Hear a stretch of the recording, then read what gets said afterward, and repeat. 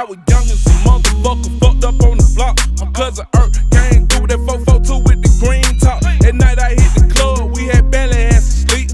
Went inside the house, it wasn't nothing else to eat. Then my partner started kicking, he was talking about the game. What's up, you guys? It's Jazz over here at whyhiphop, powered by Street Elements Global Media. And I'm sitting here with none other than OG Bigga Rankin. What's up? How you feeling? How you feeling? Good, you know. I'm watering the flowers instead of growing the flowers. Yes, sir. Yes, sir. Okay, so we on whyhiphop. Of course, I have to ask you the infamous question. Why did you choose hip-hop, Bigga? Well, you know, I'm from Jamaica. You know, I grew up with reggae. And I'm always playing reggae. You know, when I came from Jamaica, I came up in Chicago. Grew up in high school there. We had a little reggae group, me and Tony Palmer. It was always reggae, strictly reggae. And then I moved to Florida. And one night I was DJing, and as a Jamaican, we talk on the mic like an MC. You know, we MC every record before it comes in. Right. And I was so good at that until one night I played Gangsta Gangsta by NAA. And the way I introed the record and when I dropped it, it just went crazy. I had goosebumps. And ever since then, I started breaking hip hop. So much I was doing reggae, and then I just slowly got deep into hip hop. You know, if it was about money, I would have been quit. Right. Because my mom always said, whenever you do something for free and get up the next morning and do it again for free, that's passion. Yes. That's love. And that's what I think driven me in hip hop, the love for it, you know what I'm saying? Yes, sir. So for everybody that might not know when that time frame is, tell us when you actually came into the game. When was that? How long ago? Oh man, you know, I'm in my 50s and I'm an OG, so I came in the game early when I was young, 15, 16, 17 years old. In high school, I was DJing and doing my thing, you know what I'm saying? So, like, late in the 80s, you know? Yes. My oldest daughter was born in 81, so, you know, ever since then, like, I've just been doing, so, like, I came to Florida, like, 85. Yes. And that's when I really got into, like, you know, hip hop and started doing my Got thing. you. So, you know, when I said the NAA thing, that's probably was like maybe 90 something, you know. Got you. Okay, so with that, coming into the industry and now having the longevity that you've been able to get through that, I want to know from your point of view, kind of like, I guess for anybody that might be watching that's coming into the industry, kind of what some of the trials, tribulations they might expect to run into, and just the mindset that kind of helps to continue. The greatest thing about hip hop is to listen. Just listen. Hip hop is very easy. It's like ABC 1 through 3. Right. You know what I'm saying? It's 99% common sense, but sense ain't common, so everybody ain't got them. Right. You know what I'm saying? You got to really just get into this and really have a work ethics that, like, you got to willing to risk everything just to win. Gotcha. And when you put that in, you're going to win. I'm a little different from a lot of people because coming up in the game, you know, I was a DJ. Everywhere I live, my hat, I call my home. I got 12 kids. Right. Took care of each and every one of them. I invested in my kids and I won. Yes, A lot of people don't understand, like, that's my big success, is investing in my children. So God just prepared such a good path for me because of what I do for them. I still got a daughter here at FAM, a son at Florida State. I did everything I can for my kids. I DJ for food for my kids. Yes, You know what I'm sir. saying? So my journey is a little different, but it still work out to be work ethics, believe in God, take care of your family. And those are like the 3 good things. Your work ethic, you believe in God and take care of your family. Man, you can't lose. Yes, How sir. can you lose? Yes, sir. So can you tell everybody that's watching some of the things that you're involved in? Now, I know recently I just saw that you signed with the label, and I know you're really involved with Think It's a Game with Lucci. Can you explain to us, for like, what's your position? What's the position that you play in those? Yeah, I'm an A&R, you know, I'm the head A&R over there. And the thing how this came along is so crazy because sometime in life, one door is closed and then a million just open. And sometimes a door closed, you just go home and cry and just admit defeat and don't even give the other door a chance to open up. Because they're all revolving doors. You know, you know what I'm saying? Doors just open every day. And so, I got sick, you know what I'm saying? You know, I'm an OG, you know, I got high blood pressure, I got diabetes, and, you know, eating I'm on tour every day. You eat the wrong food, you this, that. You know one thing about us urban people, like we work all our lives to get rich, and then when we get rich, we spend every dollar trying to stay alive because we didn't eat right, we didn't work hard, we didn't do anything. So what happened is I went and got tested at my doctor, and they called me the next day. I'm driving, flexing, just driving. They called me and said, "What are you doing?" I said, "I'm driving." She said, "Pull over." She said, "Are you feeling okay?" And I'm like, "Yeah." She said, "Well, your potassium is so high. You're about to have a heart attack. Like, we can't believe you're still just driving like everything is good." And I'm like, dang. So she said, "Go to the closest emergency room." And my girl was with me, and we rushed to the closest emergency room. And I was there for days and days, wires everywhere. And it's like, they say your kidneys have stopped. I don't know how you didn't figure that out, because it seemed like it been stopped for like a little bit. Right. But by me moving so much, my body is so in tune of moving. Right.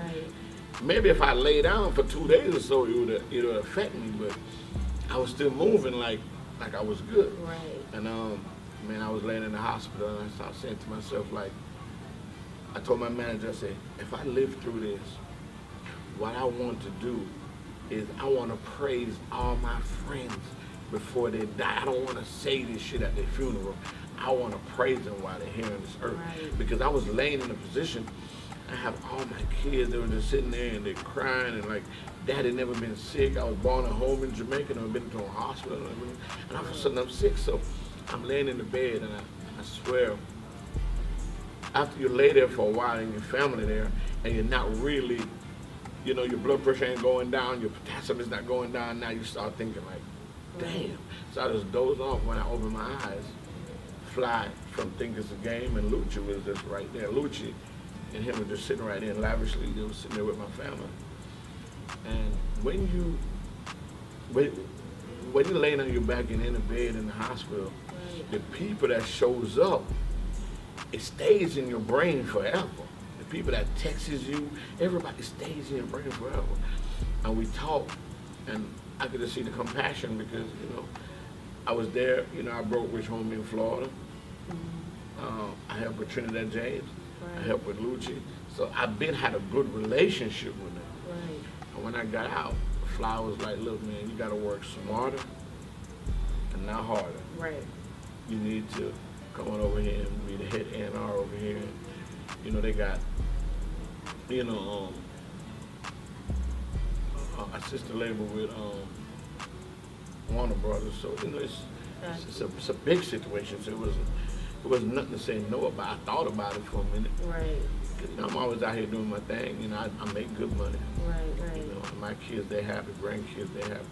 So let me try it. And it's like one of the best things ever happened to me. Sometime in life, you ask for stuff, but you just ask for it. Right. That, I didn't ask for it, but it seemed like it was due to come to me. It's like I was supposed to harvest that from everything I sold, from everybody I broke, because all the artists I broke, I never asked them for nothing, and then I never tried to sign them to no paperwork, and I did it from the goodness of my heart, because I was a DJ, and that's what a DJ was supposed to do. Exactly. It's now, time is different now. You get paid for streaming, contents, all type of stuff, so time is different, so things switched up, and they caught up with me, and they helped me, right. So. I feel good, and people ask me, oh man, I see your video, and I put it on Instagram so people can know, yes, you can do dialysis and still go work. People right. Like, I got hundreds of people in my DM, like, oh man, I've been going through this, and the way you handled it, you gave me hope, you motivate me, but I swear to God, I didn't do it to motivate people. I was just letting people know, hey, I don't have a problem, I have a situation. Right. And I'm not gonna claim any type of sickness. Right.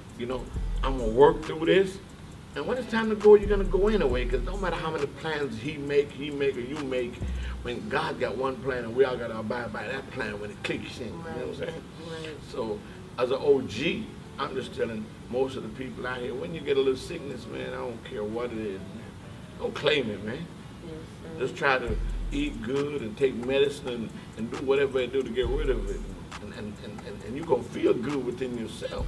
But if you get up every day, oh, go get me that over there, I'm so sick, and right. You go do that, then you're gonna be sick. Right. When I get out of Dallas, I go to the gym or something, you know what I'm saying? Right. Eat some fruits and do some stuff, or call my kid. My kids is my life, so Right. I got WhatsApp on all of us is on chat. Right. So I can send them, if I see a funny video, I send to them, we laugh, we talk.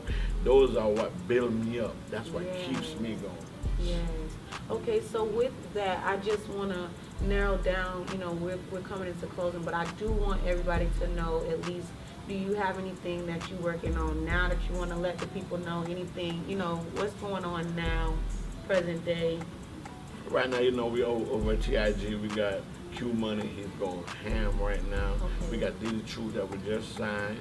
And we got DeMar Jackson. We got Lucha Project that's dropping in a few, about a month, about 3 weeks. We're dropping the Lucha Project.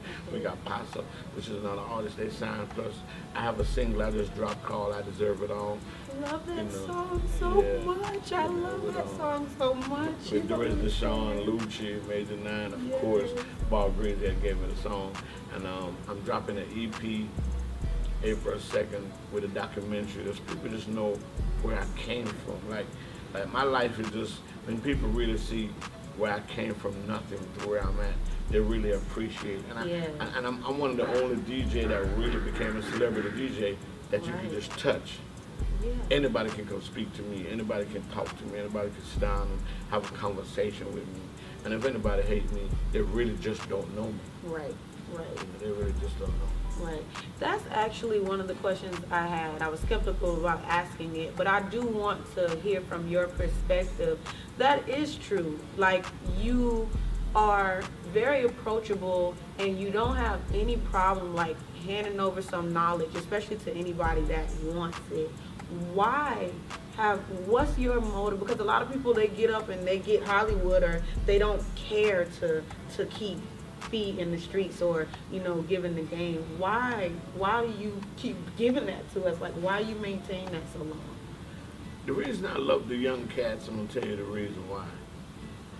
The younger generation, a lot of older person be like, yeah, I'm scared of these young niggas, they doing this, they doing that, they just so this and that. But when we was young, the older generation say that about us. Right. Now me, when I was running to them cars with my pistol in my pocket, and my gold chain and service, the younger generation look at me and wanted to be like me. They didn't want to be like Michael Jordan or Charles Barkley. They wanted to be like me, getting money, running up, had a gun in my pocket. So I feel like when I got some money and moved to the suburbs and sending my kids to private school or whatever, I can't turn my nose up at these kids because I was one of the ringleaders. I was one of the trendsetter that they want to be like. Yeah. And a lot of us move out the hood or whatever and just turn our face up on these kids. Right. But I'm gonna tell you one thing, man. If we, the older generation, the OGs, don't look out for the youngins, we won't be able to go to the corner store and get a pack of cigarettes. Right. Because they don't have no more. They growing up with no morals, and they killers. And sometimes we need to just sit down and rap with someone. Right. All of them might not listen, Right. but a lot of them will. Right. And that's why I try to share so much knowledge with them and sit with them and hug them and talk to them. Because oh my God, Yes, sir. they're crucial. Yes, sir. And I grew up in Chicago. And being a Jamaican, when you grow up places like that, I have Jamaican friends and I have American friends. So like I have two cultures, which is like cheating, you know what I'm saying? Right. You got two cultures, Right. And I know my people and I know Americans. All of us are the same at the end of the day. You know what I'm saying? All of us are the same at the end of the day. I just feel like us older, OGs, we just need to pay more attention to the younger one. If you don't have any kids, go pay attention to your nephew, your niece, Right. your little cousin. We just need to talk to them. Sometimes we're so busy doing what we're doing till we overlook somebody that all they need to do. Because I know a lot of older person might have a jit call you like, just calling your phone like, what up, man, I want to rap. Like, man, he just kept bothering me or whatever. Right. Instead of talking to him, next thing you know, he end up carjacking and killing somebody, Right. Maybe it's some way you could have helped him or something. Right. And I feel like I be just trying my best. Yes.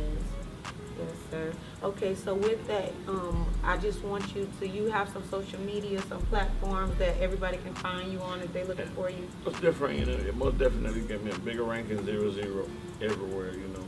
Facebook, Twitter, Instagram, everything. You know what I'm saying? And it's like I always tell people about social media. The internet is undefeated.